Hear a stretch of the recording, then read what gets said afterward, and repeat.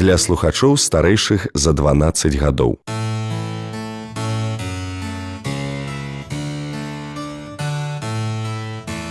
Дыялогі пра культуру. Вітаю, шановныя сябры. Сёння у нас зноў сустрэча, я спадзяюся, цікавая сустрэча. Для мікрафона Навум Гальпярович, за гукарэжысёрскім пультам Ксенія Ремезонова. І мы пачынаем, і наш госць сёння Вадзім Леонидович Лакіза. Вадзім Леонидович, намеснік дырэктара па навуковай рабоце, дырэктара Інстытута гісторыі Акадэміі навук, Нацыянальнай акадэміі навук. Добрый дзень, Вадзім Леонидович. Добрый дзень. Ну, я спачатку пазнаёмлю наших слухачоў з вашай біяграфіі.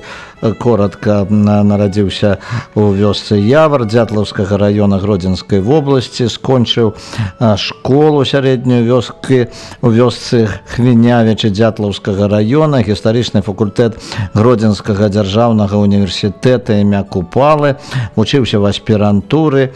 У 2004 годзе абараніў кандыдацкую дысертацыю на тэму культурна-храналагічная ідэнтыфікацыя старажытнасці ранняга і сярэдняга перыяда бронзавага веку беларускага панямоння. Ну і вось ужо з 1998 года працуе ў Інстытуце гісторыі Нацыянальнай акадэміі Беларусі, пачынаў малодшым навуковым супрацоўнікам і вось зараз намеснік дырэктара па навуковай рабоце. Так, Вадзім Леонидович, все так. І вось, паколькі мы гаворым на канале «Культура», то, конечно, першую чаргу мяне цікавіць вот сувязь археалагічнай навукай з гісторыяй і з культурай. Тым больш, што вось вы нават рабілі даклады на тое, што археалагічная спадчына Беларусі гэта стан вывучэння захавання перспектывы выкарыстання на навуковым міжнародным кангрэсе беларускай культуры, менавіта беларускай культуры. Сапраўды так. Культура, гісторыя, археалогія ўсё накіравана на тое, каб мы вывучалі, даследавалі гісторыка-культурную спадчыну нашай краіны, папулярызавалі максімальна не толькі на тэрыторыі Беларусі, але і за мяжой. І скажу так, магчыма, што археолагі працуюць у рамках Кодекса Рэспублікі Беларусь аб культуры, таму тут сувязь непасрэдная. І калі глядзець на некаторыя міжнародныя, напрыклад, акты у суседніх краінах, то археалогія таксама рэгулюецца ў рамках, напрыклад, Міністэрства культуры. Зараз у Рэспубліцы Беларусь Міністэрства культуры адказвае за аб'екты за помнікі гісторыка-культурных каштоўнасцей, помнікі археалогіі. І Нацыянальная акадэмія навук, Інстытут гісторыі адказвае за аб'екты археалогіі, якія ўключаюцца ў рэестр археалагічных аб'ектаў Рэспублікі Беларусь. Але ўсё роўна это рэгулюецца нарматыўна-прававымі актамі і Кодэксам аб культуры Рэспублікі Беларусь. А ўвогуле гісторыя, археалагічныя помнікі, наш гуманітарыстыка, яна непасрэдна уплывае на культуру. Хаця як педагог, памятаю, яшчэ працуючы ў школе, я расказваў вучням, што, а затым і студэнтам у свой час, што ёсць прыкладна 200 азначэнняў тэрмінаў культура. І мы на 100% трапляем менавіта вось у гэты тэрмін культура.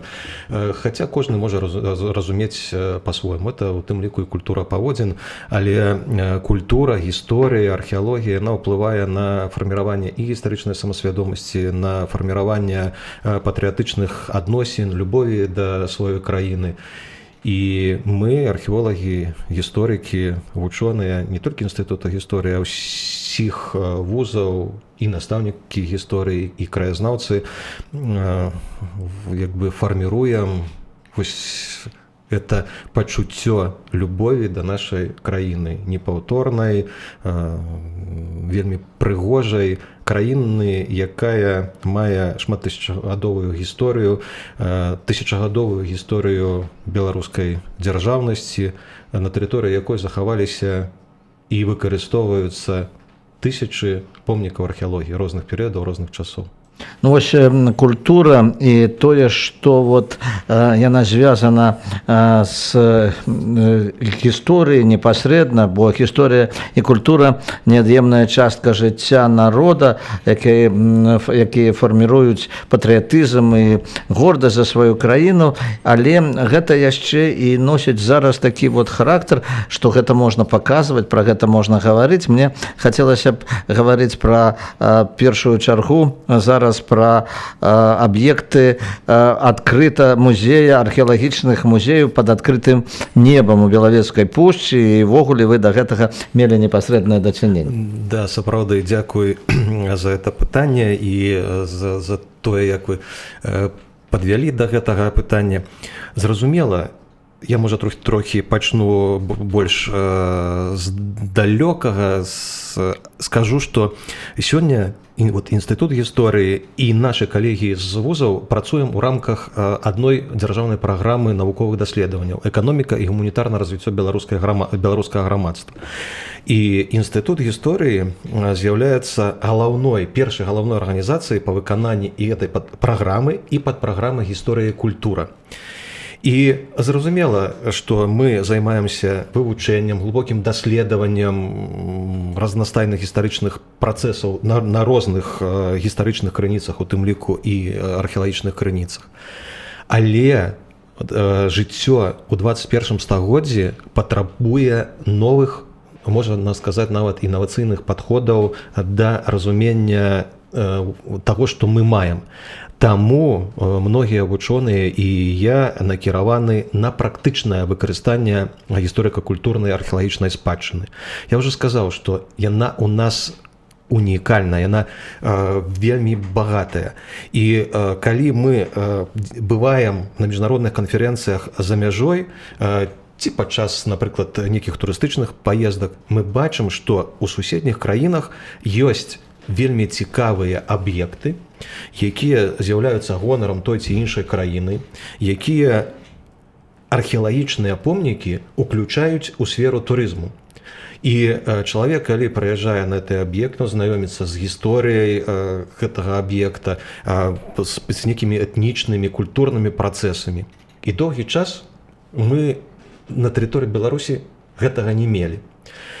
Мы заўсёды ставілі пытанні, чаму, што трэба это развіваць, што трэба, каб на дзяржаўным узроўні было такое разуменне аб неабходнасці фінансавання такіх праектаў.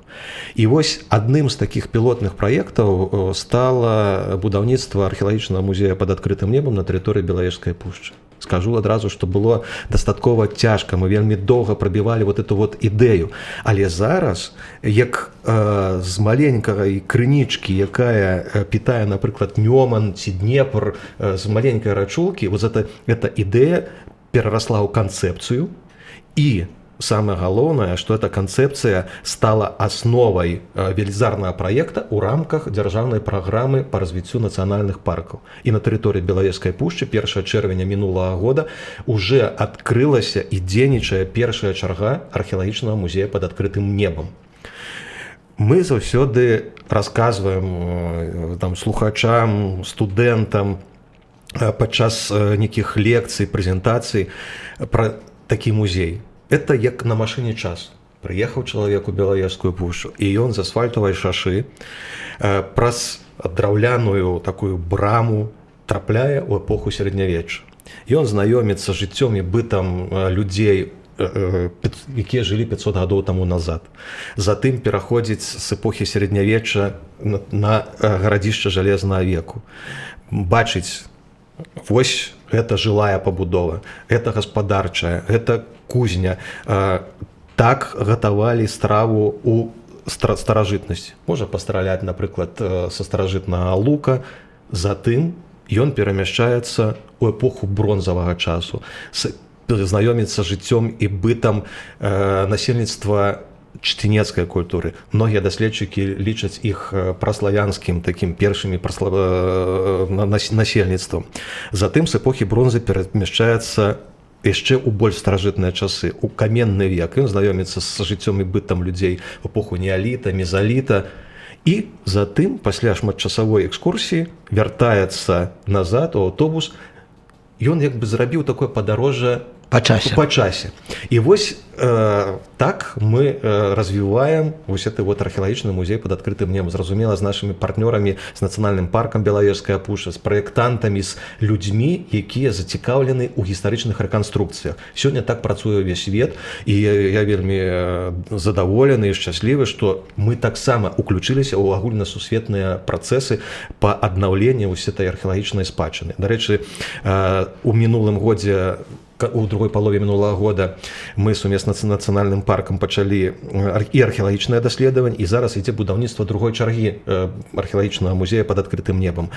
Аднаўляецца уже пабудаваны будынкі ранняга жалезнага веку, звязаныя з старажытнымі готамі, і раннеславянская вёска. Вельмі цікавы аб'ект. Я так на тым тыдні быў у Белавежскай пушчы, паглядзеў, як это все адбываецца. Там усё зроблена па старажытных тэхналогіях.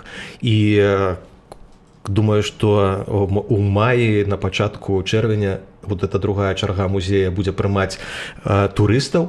І яшчэ скажу, што на сённяшні момант мы ўжо атрымалі з Белавежскай пушчы прапанову аб неабходнасці археалагічных даследаванняў падчас будаўніцтва 3-й і 4-й чаргі. Это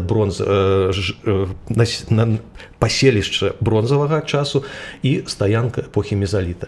І думаю, што у канцы гэтага года, можа наступным у пачатку 21-го года, вось гэты увесь комплекс будзе завершаны.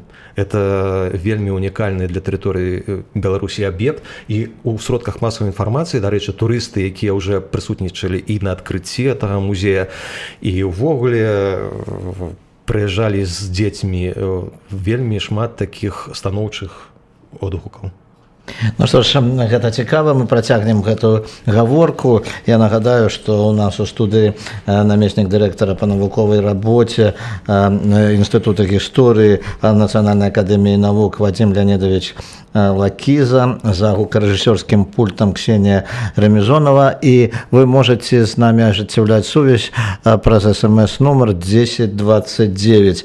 Вадзім Леонідович, ну вось мы загаварылі пра вот гэты музей пад адкрытым небам. Такім чынам, вот калі шырэй пра гэтую праблему гаварыць, што археалогія, здавалася б, навука, якая толькі, вот скажем, звязана з канкрэтнай работай, там вот артефакты, там і гэтак далей, можа прыносіць эканамічны эфект. Безумоўна. Безумоўна, тут як бы практычнае выкарыстанне археалагічнай спадчыны, а практычнае як бы мяркуецца, што это выліваецца ў некі матэрыяльным такім эфект, акрамя сацыяльна. Ну, пра сацыяльна мы не будзем казаць. Ну так, это безумоўна, это безумоўна. А ў дадзеным выпадку, конечно, такія аб'екты павінны зарабляць. І думаю, на прыкладзе вот дадзенага музея ў Белавежскай пушчы ён будзе мець такі эканамічны эфект, дадзены музей. Не ведаю, не мне ацэньваць, я археолог, гуманітарый, за колькі акупіцца, але тое, што гэта будзе у тым ліку і прыбыткова, это да. І, дарэчы, калі казаць, часам наши, ну, можа, не апаненты, а ёсць катэгорыя людзей. Скептыкі, да. Кажа, навошта нам трэба было Мірскі замак аднаўляць, там, ці Нясвіжскі замак, ці Гальшанскі замак, Крэва.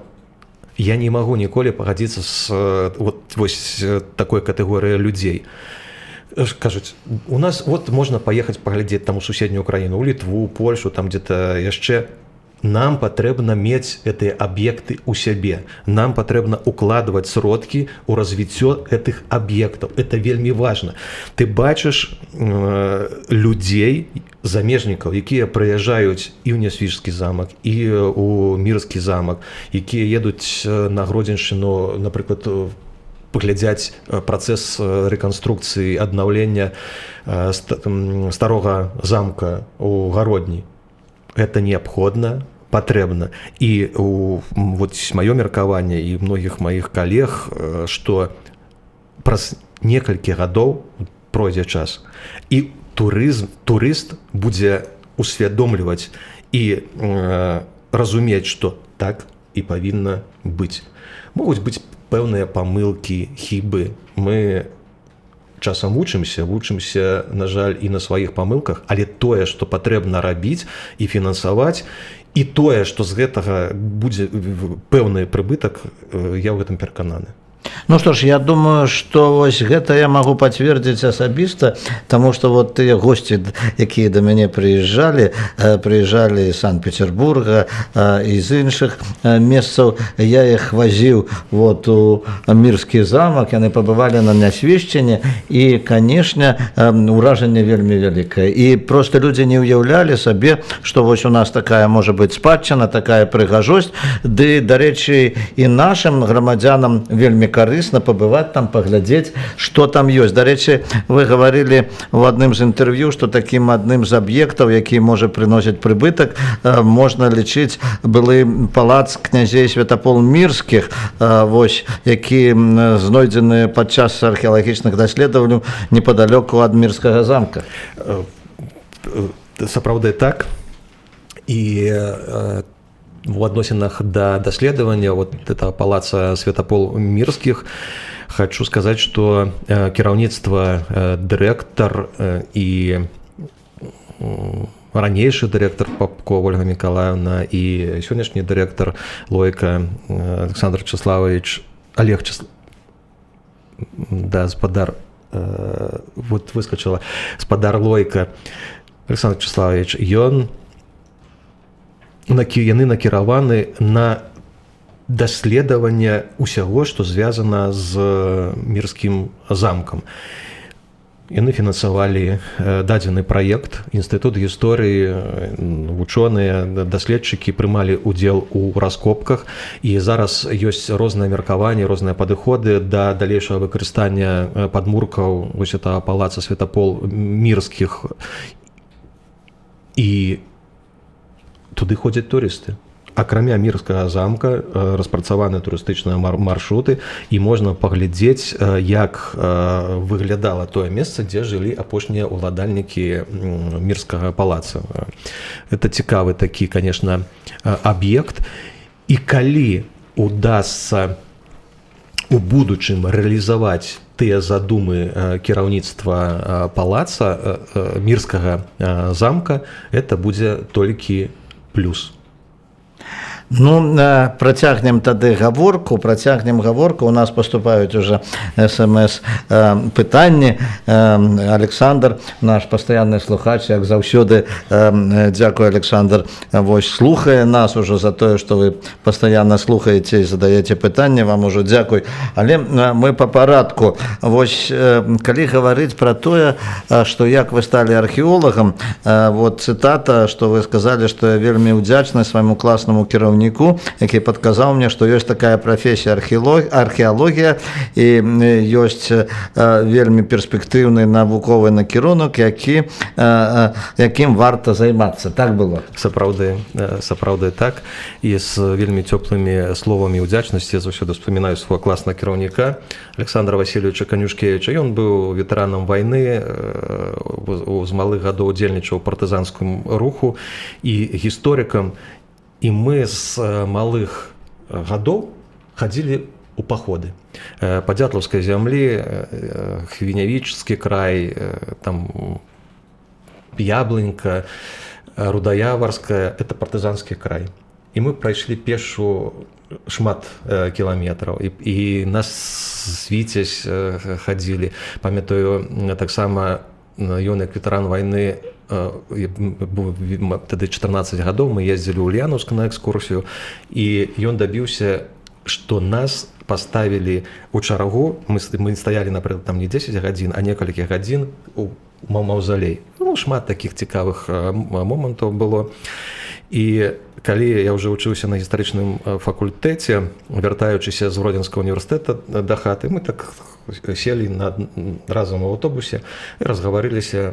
Я шмат займаўся даследаваннем Дятлава, пісаў дыпломную работу гісторыка-эканамічны нарыс. Мне цікавіла пытанні Вялікай Айчыннай вайны, займаўся спортам, і разгаварыліся я ему пачаў расказваць, што з дзяцінства, напрыклад, у вёсцы Явар была старая царква, і мы там рабілі нейкія падземныя хады, шукалі.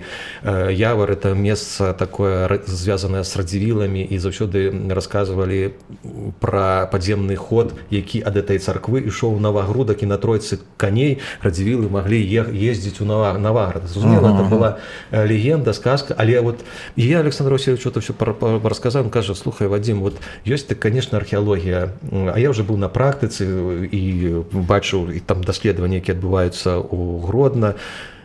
І пасля гэтага я адразу паехаў да свайго настаўніка, выкладчыка археологіі Ткачова Михася Александровича у Мінску. Он славуты, конечно, археолог. Галоўным рэдактарам. Ён у мяне археологію ў універсітэце выкладаў, і мы на практыку з ім ездзілі ў Крычаў. Я прыехаў маладым студэнтам да яго, вот тады быў галоўным рэдактарам энцыклапедыі, мы з ім пагаварылі. Он кажа: ідзі ў інстытут гісторыі, пазваніў Штыхаву Георгію Васильевичу. І уяўляеце, вот студэнт третьего курса, это величини, а один и другие. Пришел до Георгия Васильевича, мы поговорили, и он кажет: все, добра, археология такая наука, да будешь вот ездить на раскопки, там то все. И он меня познакомил с Русовым Петром Александровичем, так само працаваў в институте истории, и мы 2 года я з ім даследовал Дятлова, проводили раскопки. И кажет: вот иди в интернат, там мой аспирант Семенчук Геннадий Миколаевич. И я так само познакомился, поехал на раскопки, так вот я втянулся в археологию. После 3-го курса я кожны год удзельнічаў в археалагічных даследаваннях. Это с 90 года, кожны год. Это зараз уже атрымліваецца 30 гадоў у меня юбилей археалагічных даследаванняў. И колькі приблизно вы уже раскопали? Раскопок? Конечно, вельмі шмат, там, магчыма, сотні розных помнікаў, на якіх я бываў, десяткі археалагічных помнікаў, на якіх праводзіў самастойныя дазволы, там звыш 40 у мяне археалагічных навуковых справаздач па выніках археалагічных даследаванняў. Вельмі такія шырокія 90-е годы ўвогуле былі дастаткова складаныя для ажыццяўлення даследаванняў, звязана было з фінансаваннем, але уже тады я вельмі актыўна супрацоўнічаў з мясцовымі краязнаўчымі музеямі Слонім, Баранович і Дятлова. Мы заключалі такія дамовы на правядзенне археалагічных даследаванняў, якія дазвалялі наняць працоўную сілу і правесці раскопкі. Пасля камеральнай апрацоўкі матэрыялаў гэтыя археалагічныя артефакты перадаваліся ў музей. І сёння вельмі мне прыемна, што маі археалагічныя артефакты з тых помнікаў, якія ёсць на тэрыторыі раёна, экспануецца ў шэрагу музеяў нашай краіны Беларусі. Затым, калі актывізавалася работа ў зонах новабудоўляў, то тут я уже вельмі так актыўна пачаў працаваць у гэтым накірунку. Это Ягустоўскі канал абследавання, раскопкі, тэрыторыя Агінская канал рэканструкцыя, якая пачалася, але за адсутнасці фінансавання так і не закончылася. Зона будаўніцтва Гродзенскай гідраэлектрастанцыі, тэрыторыя будаўніцтва газаправода Ямала-Еўропа, хаця ў гэтым плане мы, конечно, не выйгралі, краіна не выйграла, мы не атрымалі фінансавання, так як іншыя краіны нашы суседнія. Зараз у апошнія гады это будаўніцтва Нежынскага горна-абагачальнага камбіната, і там такія шырокамаштабныя даследаванні і разведкі, раскопкі. Вось гарадзішча Обчыны, якое цалкам было даследавана з маімі калегамі, пачынала Зоя Анатольевна Харитонович з камандай, Сергей Борисович Ліневич завяршыў у мінулым годзе.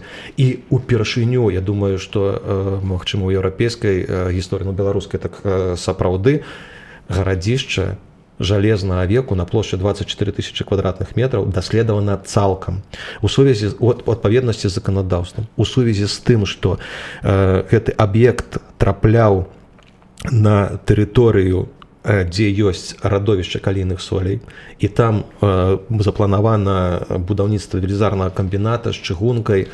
Нельга яго было захаваць. Мы прапановвалі розныя варыянты з заказчыкамі, з Лавкаліем, але яно было б страчана. І тады было прынята рашэнне аб поўным вывучэнні гэтага гарадзішча. Пачынаючы з 2012 года і да 15 лістапада мінулага года мы цалкам даследавалі это гарадзішча.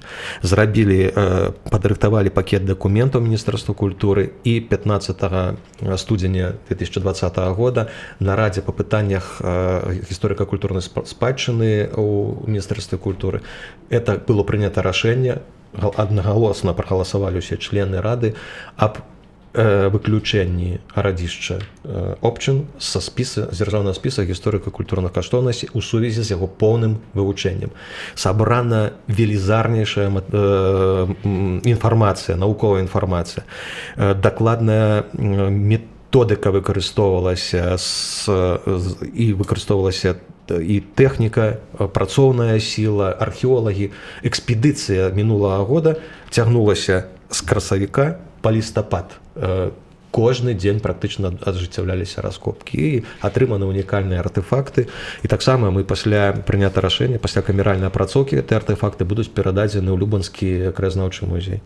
Ну вось калі гаварыць пра такія унікальныя знаходкі, мяне зацікавіла, што я даведаўся пра маманцёнка Юрик. Вот это ваша знаходка, што вы знайшлі косці мамонта, і вось гэта Юрик вы назвалі гэтага мамонта, які вот вы знайшлі, так? Ведаеце, это таксама у археалогіі ёсць такія і камічныя, трагічныя моманты, і цікавыя факты, звязаныя з адкрыццём. І, конечно, бываюць і неўдачы, ад гэтага не застрахаваны. Але заўсёды цікава працаваць з нечым вельмі старажытным, незвычайным. Ну, а это, ў прыватнасці, косці мамонта.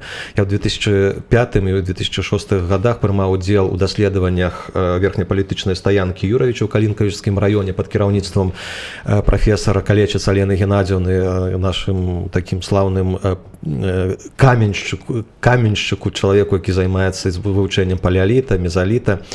І узгадваецца, калі на вялікай глыбіні ў раскопе на тэрыторыі верхнепалітычнай стаянцы мы выйшлі на косткі мамонта. Спачатку это былі біўні, а затым, калі пачалі расчышчаць, аказалася, што это целая голова мамонта. Ну, дитя мамонта, скажем. И колькі гэта дзіця? Ну, великая, конечно, эта голова была, с 4 зуба, ну, стандартная для мамонта, 2 біўня. И, конечно, процесс даследавання ён патрабаваў часу. Мы далі інфармацыю ў сродках масавай інфармацыі. Мы прыцягнулі міліцыю для аховы. Памятаю, нават там участковы абкружылі ту тэрыторыю, каб не заходзілі, ну ночью, каб не разбурылі. Але столькі людзей прыязджалі. Сапраўдныя, як паломнікі, паглядзець вот на эту галаву мамонта Юрика. Да. Юрик. І, конечно, мяне вот да гэтага часу, я расказваю, ёсць фотаздымкі, калі у раскоп попросіліся, спусцілася мама, толькі нарадзілася дзіцё, і вот ёсць гэтыя фотаздымкі каля этой галавы мамонта. Вот уяўляеце, это 2006 год, зараз 2000, 14 гадоў этому дзіцяці, і я на СТВ выступаў, показываю гэтыя фотаздымкі, у Фейсбуку выкладываю. Это настолькі, думаю, вось уражу. Ці яшчэ попросила бабулька, 82 гады, вот я памятаю, поднялася на гору, мы спустили ее в раскоп, и потом она побыла, поглядела на этого мамонтенка Юрика, и назад спускаемся, она каже, вось хлопчик, ну так, каже, я столькі гадоў жыву у Юравічах і ніколі не думала, што тут так цікава ёсць. А ўвогуле, калі пра косткі, я заўсёды ўзгадваю таксама 2000 я не там 8, можаце, які год, калі было будаўніцтва станцыі метро на скрыжаванні з Русіянава, і пазванілі ў інстытут гісторыі пятніцу вечарам і кажуць, мы будаўнікі метрапалітэна, мы ў этой яме знайшлі нейкія косткі. Я кажу, тэрмінова спыняйце работу. Мы паехалі туды, на глыбіні 20 метраў стаіць экскаватар, там нейкія маленькія людзі на этой глыбіні. І бачна, што экскаватар, вот каля нейкай велізарнай косткі. І мы дасталі адтуль костку, затым расчысцілі, там і зубы былі, біўні. Аказалася, пасля вывучэння мы прывезлі это ўсё ў інстытут гісторыі, уяўляеце, нясём вот эту велізарную костку такую, і на вахте глядзіце, это дежурная міліцыянер, што вы такое там? Аказалася, што это косткі ляснога слана. І калі маманты ў нас на Беларусі маглі... Сланы вадзіліся? Да, і ўзростам 105 тысяч гадоў таму назад. Уяўляеце, па тэрыторыі Мінска сучасна гулялі лясныя сланы. Але ў сувязі з тым, што там не было археалагічных артэфактаў побач з тымі косткамі, то мы перадалі нашым калегам з Беларускага дзяржаўнага універсітэта геаграфічнага факультэта. Яны ўсё дасталі, і сёння там экспануецца вось такія цікавыя гісторыі. А сякера якой 5000 гадоў? Сякера... Гэта ўжо такая дробязь. Это моя тэматыка. Сапраўды, я і ў дысертацыі, і артыкулы ёсць, і зараз мой аспірант займаецца на ўзроўні падрыхтоўкі кандыдацкай дысертацыі каменнымі свідраванымі сякерамі, шліфаванымі вырабамі. Это цікавыя знаходкі. Іх шмат па тэрыторыі Беларусі, это зброя, это працэс ініцыяцыі, калі эту зброю перадавалі хлопчыку, калі ён становіўся ўжо дарослым. Это і культурна-храналагічная ідэнтыфікацыя, паказчык пэўнай культуры, сувязей, сыравіна, вырабы, многа навуковых пытанняў, якія дазваляюць вывучаць па каменных сякерах. Кожная знаходка, яна вельмі важна. Это як пэўная такая археалагічная гістарычная крыніца. Але калі мы показываем этыя вырабы наведвальнікам, школьнікам, я заўсёды расказваю моманты, звязаныя з легендамі і з ацэнкай у этнаграфічнай літаратуры каменных сякер. Это перуновыя стрэлкі. Это вырабы, іх знаходзілі ў зямлі і лічылі, што яны з'яўляюцца ў зямлі праз 12 гадоў пасля удару маланкі ў землю. А раз то і звязвалі гэта з пазазямным паходжаннем.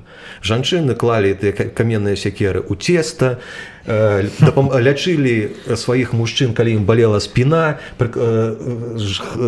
збівалі там парашочак, давалі ад розных хвароб, а мужчыны гэтыя сякеры прывязвалі на пояс і маглі спакойна, я кажу студэнтам, ісці на дыскатэку, любую вёску, і ніхто тебе дадавала мужчынскую сілу. І скажу, што ні адзін чалавек, яны цёплыя, 5000 гадоў, але калі ты чапаеш гэтыя сякеры падчас выстаўкі, яны цёплыя, яны перадаюць цяпло. І прыйдуць, неважна, міністр абароны там ці хто-то з высокіх чыноўнікаў, яны абавязкова пачапаюць эту сякеру і папросяць, не ведаю, нешта папросяць сілы. У вас, напэўна, паколькі вы столькі знайшлі сякер, у вас сіл, напэўна, дастаткова. Я скажу нашим радыёслухачам, што, канешне, у нас сёння цікавая гутарка з намеснікам дырэктара па навуковай рабоце, кандыдатам гістарычных навук, Лакізам Вадзімам Леонідовичем, намеснікам дырэктара Інстытута гісторыі Нацыянальнай акадэміі навук. Я ўвесь час гэта паўтараю. І, канешне, я думаю, што многія з нас не ведалі, што, аказваецца, у нас па тэрыторыі Мінска некалі хадзілі лясныя сланы, што маманцёнак Юрик вось такой невялікай галавой, якая, напэўна, займае тут частку нашай студыі. Гэта вельмі цікава, і напэўна таму Александр, наш слухач, папрасіў расказаць пра харчаванне, культуру, звычаі першабытных на тэрыторыі заходняй Беларусі. Я думаю, што гэта цэлая асобная можа быць перадача, таму што расказаць пра харчаванне, культуру і звычаі першабытных на заходняй Беларусі, гэта, напэўна, цэлая лекцыя павінна быць. Это безумоўна, але асобныя моманты, скажу так. Калі мы кажам пра тэрыторыю, напрыклад, заходняй Беларусі, першыя людзі з'яўляюцца яшчэ ў верхнім палеаліце. Это недзе, можа, дакладна ўжо ўстаноўлена 15-14 тысяч гадоў таму.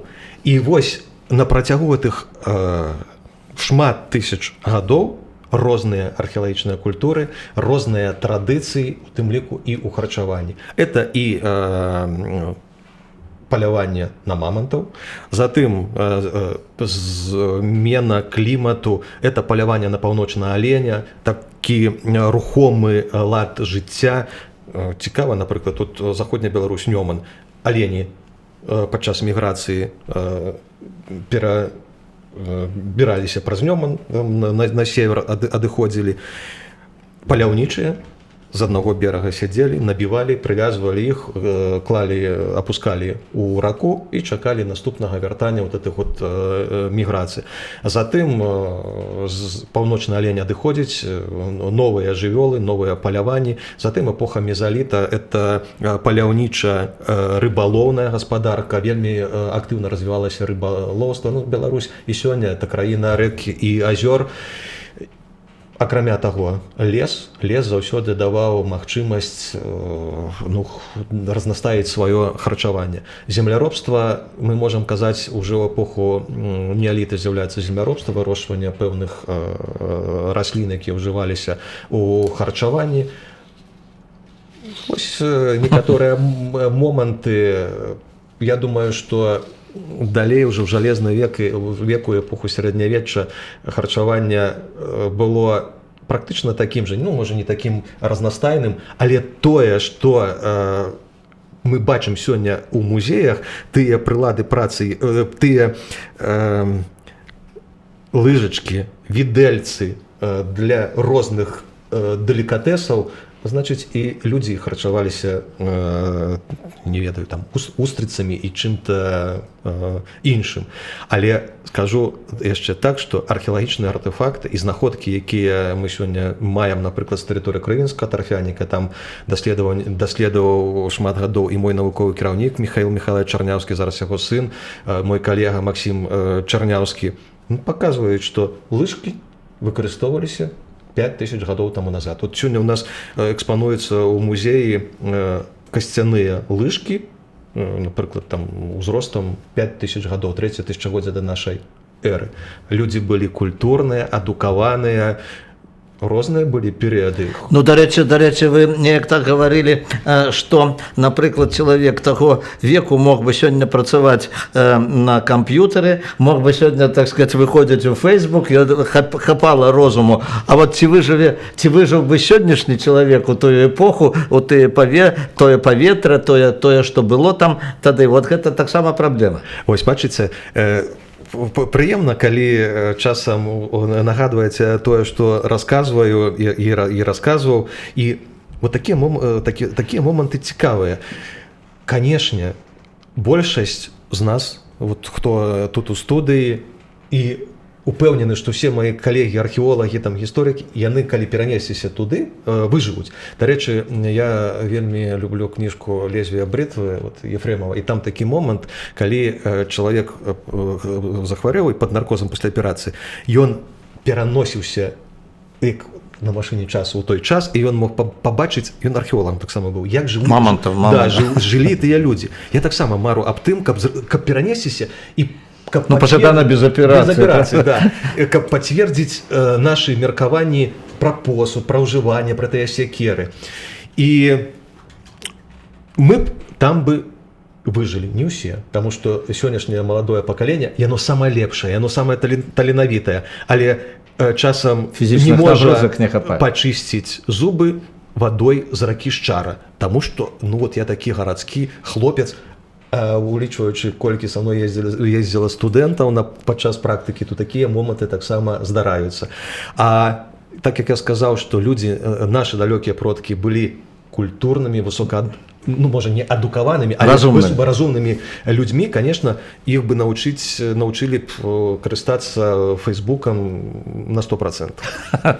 Ну, конечно, много яшчэ можна было пагаварыць пра, дарэчы, археалогія, гэта сапраўды такая вот цікавая навука, таму што гісторыкі, мы гаварылі тут пра гэта, карыстаюцца крыніцамі самымі рознымі, летапісамі і гэтак далей. Летапісы могуць быць суб'ектыўныя, летапісец можа напісаць тое, што князь хацеў, каб напісалі, ён можа нешта прыдумаць, а археалогія гэта дакладна. Вот 5000 гадоў ці там, ну 5 плюс колькі там, так сказаць, гэта 5000 гадоў. Мамонт, вот ён мамонт, так сказаць. Скажыце, я, конечно, вот заканчивается хутка наша программа, и я могу не спытаць, вот, ну, конечно, хотелось бы про многое поговорить, але не могу не спытаць про свой родный город и родный для всех палачан, и для не только палачан, потому что Полацк, я лічу, родный для усіх жыхароў Беларусі, про свой родный Полацк, про тыя археалагічныя даследаванні, якія там праводзіліся і зараз праводзяцца. Дарэчы, вот і в інтэрнэце шмат самых розных матэрыялаў про тое, што там адбываецца на верхнім замку. Ведаеце, тут такое пытанне зараз сапраўды ў сродках масавай інфармацыі, в сацыяльных сетках, у адносінах да шэрагу аб'ектаў выказваюцца розныя меркаванні. Кажуць пра афіцыйных гісторыкаў, неафіцыйных гісторыкаў. Мая пазіцыя як афіцыйнага гісторыка і маіх калег многіх як афіцыйных гісторыкаў, ну так атрымліваецца, і многіх маіх сяброў, мы максімальна, яшчэ раз падкрэслю, за уцягненне аб'ектаў гісторыка-культурнай спадчыны, археалагічных аб'ектаў на карысць развіцця нашай Рэспублікі Беларусь, за максімальнае выкананне дзеючага заканадаўства. Мы за тое, каб тое, што робіцца на тых ці іншых аб'ектах, прыносіла карысць краіне, грамадству, каб гэта ўсё аб'ядноўвала людзей. Да, па некаторых пазіцыях у людзей ёсць розныя меркаванні.